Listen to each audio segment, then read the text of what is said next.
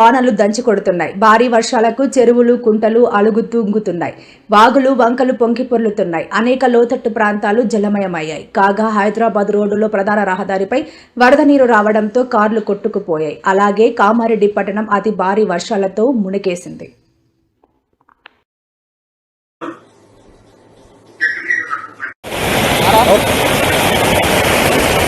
నమస్తే ఫ్రెండ్స్, మనం ఇప్పుడు కామారెడ్డి నుంచి హైదరాబాద్కు వెళ్లే నేషనల్ హైవే మీద ఉన్నాము. జంగంపల్లి వద్ద తీవ్రమైన వాతావరణ పరిస్థితుల వల్ల నిన్న రాత్రి నుంచి కురుస్తున్న భారీ వర్షాలకు నేషనల్ హైవే పూర్తిగా బ్లాక్ కావడం జరిగింది.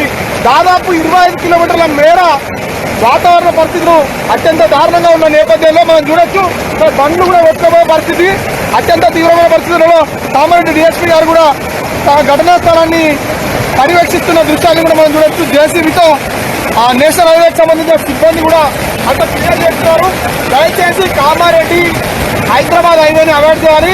మరీ ముఖ్యంగా చూసుకున్నట్లయితే సిద్దిపేట నుంచి కరీంనగర్ వెళ్తున్న నేషనల్ హైవే కూడా వాతావరణ పరిస్థితులు ఉధృతిగా ఉండడం వల్ల ఆ నేషనల్ హైవేని కూడా అధికారులు క్లోజ్ చేస్తున్నారన్నట్టుగా మనకు ప్రాథమికంగా సమాచారం వస్తుంది.